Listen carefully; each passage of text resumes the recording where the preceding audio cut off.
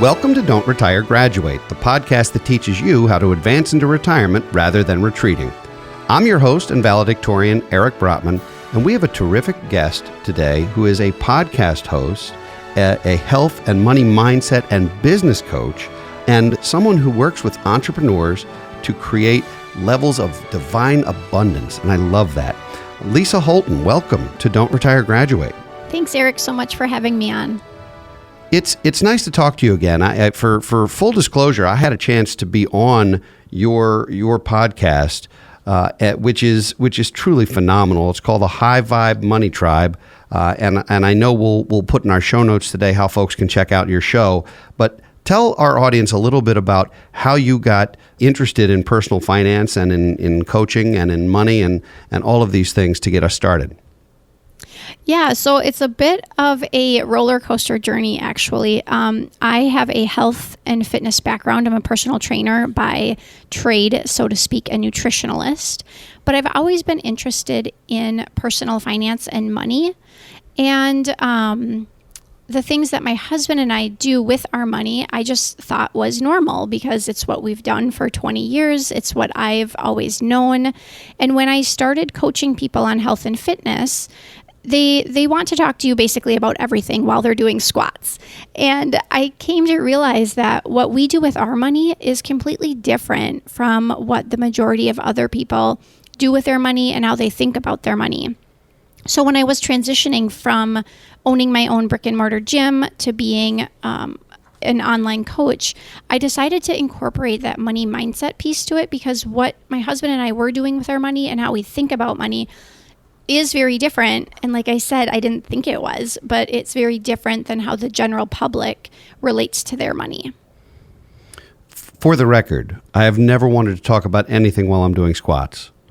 So if you must be working with some folks who can do two things at once. I have an XY chromosome, so I actually can't do that. If I'm doing squats, I'm only doing squats and possibly swearing. So there's that. Yes. So financial fitness is very similar to nutritional fitness or physical fitness or mental and emotional fitness. So there certainly is a lot of similarities when you're coaching someone for personal finance and for personal health. So tell us about the money mindset and tell us how you've been able to incorporate that into the work that you're doing with folks who are also doing squats. Yes. So if you think about it from a health perspective, when someone is starting out on a diet, if you continue to say to yourself, I can't eat the cake, I can't have the Oreos, those things are off limits, what happens to those food items? It becomes all you think about, right? And you constantly want to eat the cake and the Oreos and you're thinking about it. And over time, your willpower fades and eventually you eat the whole box of Oreos. So that's kind of the same thing how we think about money. Like, oh, I want that purse. Oh, I can't have that purse. Oh, I want those expensive shoes. I can't have those shoes. And then you go out and you buy, the shoes that cost $500 that maybe aren't in your budget. And then what happens? Just like in the eating the whole Oreo thing, you feel bad. You feel like I did it again. I'm a failure. I can't ever do this. If we can just switch our mindset and the words we say to ourselves, whether it's in health and fitness or whether it's with our money, that is where true abundance can come from then. So instead of saying, I can't have the Oreos or I can't have those shoes, you switch your mindset to say, I don't want the Oreos. I don't want those shoes right now. I am choosing to not buy those shoes right now because going on a vacation is more important to me and that's how I want to spend my money. Or my health is more important to me, so I'm not going to eat those Oreos. So it is a simple change in the words you say to yourself. So what we're really talking about is a way to manage resources that are finite. So either caloric intake or expenses, because all of us have trade-offs. The one thing you buy is something else you potentially can't buy. You certainly can't use the same dollar twice. And Correct. if you eat too much of the cake, you aren't getting the broccoli that you really wanted. At least that's how it goes in my house, of course. That's my story, and I'm sticking to it. Yes. So if resources are finite, and if you know that there's going to be a certain amount, and we can use calories and we can use money sort of interchangeably, Changing your mindset begins, it sounds like, with changing your inner conversation. Correct. Yes, it's all about changing the words you say to yourself. Again, if you have two people and they each wake up in the morning and one starts their day saying, today is going to be a great day. I can't wait to get in my workout and drink my coffee and see my coworkers and have fun. How is that person going to start their day versus the person who gets up and says, oh my God, it's Friday. Oh my gosh, this is awful. This week has been horrible. Oh my gosh, now I have to go into work. And oh my gosh, I just spilt my coffee. Well, like, how is that day going to go for that person? So, like, which one do you want to be? I'll take door A, please. That sounds good. I actually, it drives my wife crazy, but I wake up every day like it's going to be the best day of my life. That's awesome. For what? Well, I learned from the Dale Carnegie program to live in day tight compartments. So I literally start fresh every day. Not in the Drew Barrymore 50 First Dates kind of way where I don't remember yesterday, but just in the way where I start and I have a clean slate to make today a great day. Now, I will confess that some of those days don't stay that great, but I certainly go into them with that idea. So you're doing coaching. Are you doing coaching for executives, for entrepreneurs, for families, for individuals? Who are the folks that you're, who's in your roundhouse? Who are you helping the most? Typically entrepreneurs or solopreneurs that are looking to increase their cash flow, increase their abundance, and maybe they're stuck and they don't know how. And it generally all comes back to your mindset and the words you say to yourself and how you look at your priorities. So we talk a lot about priorities. When new clients join our firm, one of the first things that we do is we help them with inventory. We help them figure out exactly what's on paper, what's here now. And we do a model that we call initial, and we say, this is the condition in which we found you. Okay, so because arguably there's a reason why folks are wanting advice, but we have to have a starting point. We have to know where people are to know where they want to go. Right. What are the mindsets or the sticking points or maybe the commonalities that folks may have when they're in the condition in which you find them? Yeah, a lot of people have the same mindset or thoughts around money. They think it's hard to get. Money doesn't grow on trees is always the saying that I hear from everybody. It's hard to make a buck. It's hard to save. Everything is expensive. And again, it's all about your priorities and how you shift the thoughts you say to yourself. So I'll give you an example. When I talk about priorities, this is a big one with my clients. And the example is my husband and I always chose to live in a smaller home. So our home is about 1,900 square feet. Yes, there's only 3 of us. And it's also more inexpensive, right? It's only 1,900 square feet as opposed to like a 5,000 square foot home we could live in. But we choose to live in a smaller home because we prioritize travel over a big house. So I would rather go on 5 vacations a year than live in a 5,000 square foot house and have to clean that house. I would rather have money to eat out at whatever restaurant I want, whenever I want, than to have to, again, clean my 5,000 square foot house. But that's my priorities, and that might not be yours. Sometimes my clients' priorities are to have that McMansion, and they want that 5,000 square foot house. That's great, but then don't complain about not being able to go on vacation because your priority is that house. How good a job do you think couples do, either before they get married or after they get married, at discovering what those priorities are for each person in a relationship? People are very bad at this. Okay. Well, I tend to think that's true because if your priority is travel and your husband's priority is the big house and you do both, you will potentially wind up in some trouble.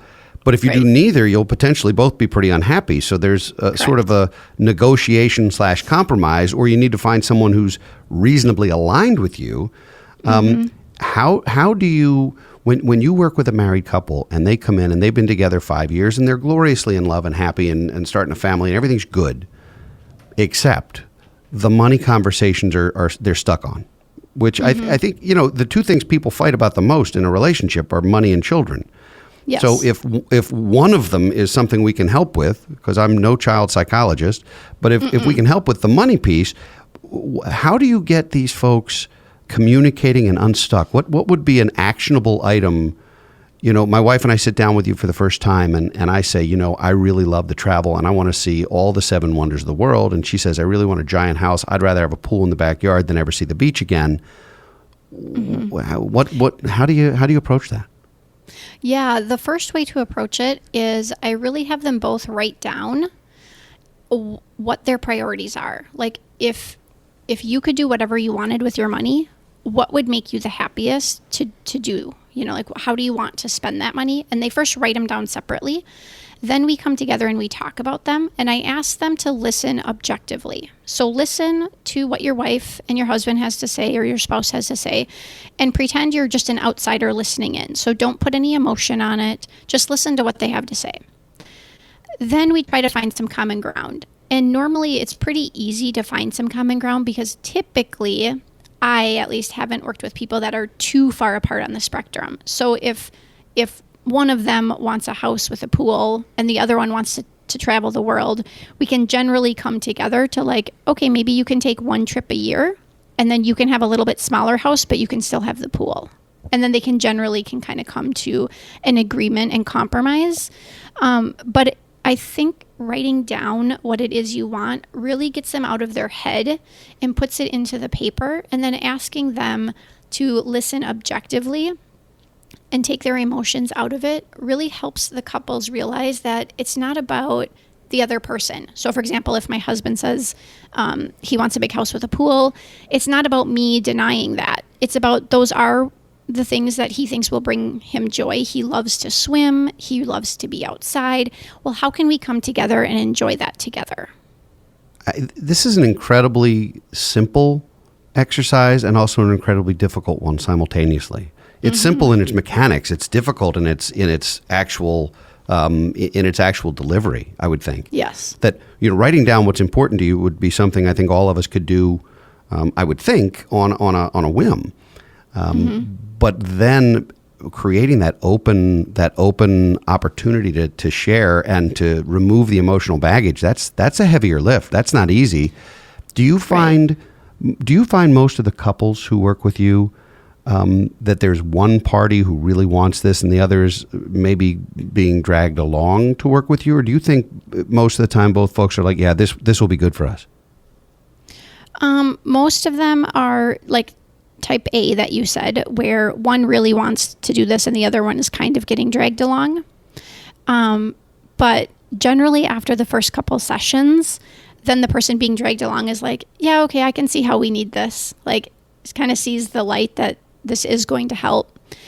It also really helps if people can dig down deep into why they want to spend money on those things. Because when I ask people right away, like, what would you spend your money on? A lot of people right away will just say things like, I want a cabin, I want boats, I want like a snowmobile. I live in Wisconsin, so people hear snowmobile and cabin and boat. You know, I want a big house with a jacuzzi, things like that. Well, then why do you want that cabin? Why do you want that boat? And if it's because your neighbor has it, that's not a reason. That is not a reason for you to have that, because we're not about keeping up with the Joneses. We're about doing what's best for our family. So you really have to look deeper into why you want to spend the money on that item as well. I think what we're really talking about here is foundational behavioral finance. Yes. You know, all the types of baggage that we have around money, and we do. Every adult person has learned habits and learned lessons about money, rarely in school or in any actual personal financial literacy type of way, but they've watched their parents, and they've watched their parents argue about why one of them spent so much money on XYZ, or they watched their parents not spend anything because they were squirreling it away for a rainy day, and then they died 3 weeks after they retired and never had the rainy day. Or you know, there's just so much of that, and we bring it to a marriage, we bring it to a partnership where we've both spouses have watched their parents make often some challenging decisions. Some of them do a great job, thankfully, but a lot of them make bad decisions, and a lot of times it's toxic. And then people don't talk about money freely. Like, did you grow up in a household where your parents talked openly about personal finance, about their financials? Did you grow up in that kind of household? Oh, no. You didn't talk about money. No. Okay. And so let's think about why that would be. Why is money taboo? People will talk about their colonoscopy before they'll talk about their investment portfolio. Why is that? So true. Not to get graphic, but why is it taboo? Yeah, I think money is taboo because people tie their worthiness to money. So they feel that if someone makes more money than me, they must be more worthy or more deserving of that money, and I'm not for some reason. Or, if I all of a sudden get this big, huge raise, that means that I'm worthy of that, but my coworker didn't, they're not worthy of it. So I think basically all Americans seem to tie their worth to money, which is part of the problem, right? We kind of have to cut that cord because you are a worthy human being, no matter how much money you make or don't make. And you can choose to make more money if that's what you want to do. But you first have to realize that your self-worth does not come from what that paycheck says. You just called out Americans for something, and I'm in complete agreement with you. No. We're a spoiled lot for the most part, and yeah, you called out Americans in generalities, and of course there are exceptions, who tie their worth to their income. I'm going to add on a couple things and get your perspective on them. One of them is whenever you read an article in the news and journalism or whatever, when they say the richest states or the richest counties or the richest X, what they're talking about is gross income, not necessarily what's created out of net worth. It's always bothered me that income is somehow linked to wealth. It's not. Behavior creates wealth. Income, right. It's if you make more money, it's easier to build wealth. But if you spend more than you make, it doesn't matter how much you make. Exactly. Another thing about Americans, in my opinion, is we tie our identity inextricably to our occupation. Yes. If someone says, Lisa, who are you? Are you first going to come up with, I'm a wife, I'm a mother, I'm a volunteer, I'm a coach, you've got all of these different hats that you wear. I'm a daughter, I'm all these things. Most of us say, I'm an accountant, I'm an architect. And so then we help folks figure out what retirement looks like. And of course, I encourage people not to retire in the traditional sense, which is disappearing. But if you tie your identity to what you do for a living and then you don't do it for a living, you've literally just given up your identity. Correct. And if you tie your worth to how much you make and you stop making money, do you become worthless? Correct. Right. Do you? That is the question. I mean, I certainly don't think so, but it sounds like your generalization, which I tend to again agree with, is that people tie their worthiness to their income, and they are constantly keeping up with the Joneses is not good.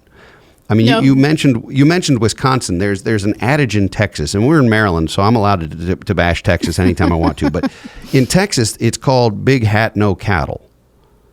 It's kind of like when you look at somebody's Facebook profile, they are the happiest people who have the best life of everyone you've ever seen. And that's because that's what they chose to snap and put on there. Big hat, no cattle is, I've got fancy cars and fancy clothes and fancy whatever, but I don't have a pot to piss in, so to speak. Right. And that's where I talk a lot with my clients on priorities, and just really trying to figure out, what are your top 3 priorities that you want to save your money for or spend your money on? Because again, continuing to go to Target to buy your 15th pair of black shoes will not make you any happier than the 14th pair did.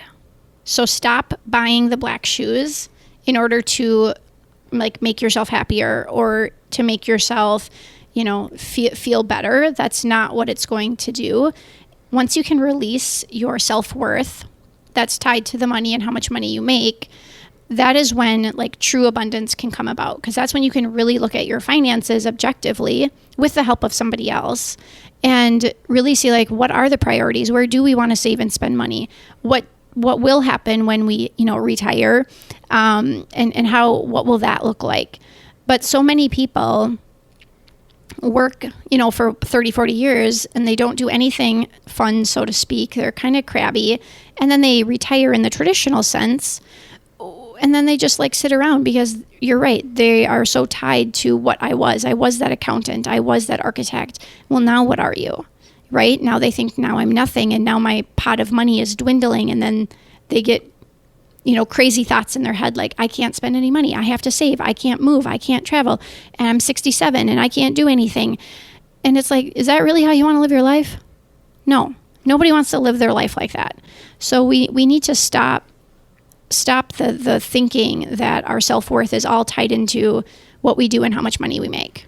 I mean, when I owned the gym, you could just see it in my town. I was like, oh yeah, if you meet new people, I'm the gym owner of Bodyworks. Oh wow, like that is so, you must be amazing. That's so awesome. That's what they'd say to me. And I'd think in my head, amazing. Anyone can open a gym, really. It's not really that hard. You just need some money to put down, honestly. But now when I meet people and I'm like, oh yeah, I'm like a money mindset coach. They're like, what? Like, what is that? Right. We don't want any of that. We'd rather have the gym. Yeah. Thank you. So even how you treat people, Americans are different. They treat people differently kind of based on what you do, which again, that's why Americans tie their worth to their job and to how much money they make, which is where we kind of need to cut that cord. So can we extrapolate that that's also why we have an entire nation of people taking out unsustainable student loans to get degrees they don't necessarily need because they are jobs that they think make them more worthy? Yes. I just actually went to a college seminar because I have a senior in high school right now. So we're looking at all of that. And some of the degrees that you can get is quite amazing. I'm like, what do you do with like a Russian literature for your degree? Seriously. Like, I don't understand how that could help you in any field of study unless you're going to write books maybe on that or going to get your doctorate or something in that. But really, I think, kids need to look at and parents need to help them understand that it's not necessary to spend all this money to get a degree to then go and get a job that, let's be real, you'll probably change careers probably 5 to 7 times in their lifetime. And there are jobs coming out that, aren't even thought of right now. So it's always good to continue your education, but also at what cost? So, parents and kids need to look at that. You have a senior. I have a 6th grader. I'm already in a panic. So, but it's true. Some of these degrees they're esoteric. And I'm a product of a liberal arts degree. So, I like most great financial advisors, I have a degree in 18th century romantic poetry. I'm not making this up. This is true. I studied Coleridge, Wordsworth, Byron, Blake, Shelley, and Keats. And then did a course on. You shouldn't have to pay for that, seriously. Well, I honestly believe that, and I studied English and I studied psychology and I loved it, and I had a very broad base and I met amazing people, and it was a good experience for me, and it has led to doing things like podcasting and writing, and I'm using the English major every day. Of course, I thought I was going to law school like every other English major. You're either going to write poetry under a tree, or you're going to law school, or you're going to teach. And people would ask me, what are you going to do with an English degree? And I said, well, anything I want. I'll communicate. Mm-hmm. And so, Russian literature might be a little bit more difficult. I know there's folks out there who major in medieval studies, and they either are one of the 10 professors in the country who do medieval studies, or they're working at the Renaissance Festival. I mean, I don't know what else to say, but you use 3 words in your bio, and you have a great short biography, and I want to highlight these 3 words because I think they are about as powerful as any 3 words that I've seen on paper. One is happiness, one is abundance, and one is freedom. Mm-hmm. And what's lacking from that is riches, wealth, bling. I'm being that way on purpose. I'm deliberately saying, of course, that wouldn't be in your bio, but happiness, abundance, and freedom they're loaded terms. Tell me why you chose those 3, because you could have picked anything. Why those 3? Yes, because when I was talking to my clients, a lot of my entrepreneurial clients will come to me and say, I want to make $1 million. Like for some reason, $1 million is like everyone's word right now. I want to make $1 million. Like they somehow think that will, I don't know, like open this opportunity gate for them or something. But when you really boil it down, the reason people want to make more money or want to have access to more money is because they want the freedom that they think it will allow for them, or they want the happiness they think it might allow for them. Now, again, you have to be happy first before you can make a lot of money, because however you are right now, say you win the lottery, you're going to be that exact same person. You might be happy for a week or a month or maybe a year, but truly, the person you truly are inside will still be there and come out no matter if you win the lottery or not. So you need to be happy with yourself right now and learn how to be happy in your circumstances so that you can continue to grow and be a more abundant person, because abundance isn't just about money. It's about having that freedom, that happiness, having, the things that you want, the family and friends that you want in your circle, so that you can truly live your best life. And that doesn't mean $1 million. Yeah, I think it's important not to quantify. Certainly, you can't quantify happiness. I know some very, very happy people who are by no means wealthy humans, and I know some really miserable rich people. I really do, and I think there's a definite disconnect. I totally agree with you, and I think it really is about freedom. It really is about freedom. It's being able to do maybe not everything you want to do, but to do the things that are most important to you. Right. And whether that's philanthropy, whether it's family, whether it's education, whether it's travel, whether it's entertainment. Freedom matters, and it's much worse, I think, to be older and struggling with that than it is to be younger and struggling with that. I've often said that to be young and broke is an inconvenience, to be old and broke is a tragedy. Correct. And it's because the abundance mentality goes away as you have a less abundant time frame in front of you, or earning capacity or ability in front of you. I think it starts to get really scary. I think when people give up their paychecks in a traditional retirement scenario, and they suddenly have to live on their nest egg, and they're concerned about outliving their money, I think there's very few things scarier than outliving your money and going from I'm okay to I'm not. Yes, I agree with that. So the one fundamental question, if there was one question that we get asked more as financial advisors than any other question, it's the simplest question in the world. Am I going to be okay? Are we going to be okay? And that's really fundamentally, I think, similar to what you're doing, is helping people understand, number one, that yes, you can do things to make sure you're okay, but none of us want an okay life. You know, we all want exquisite and extraordinary, I hope. Yes. So this has been great. I first of all, I love your show.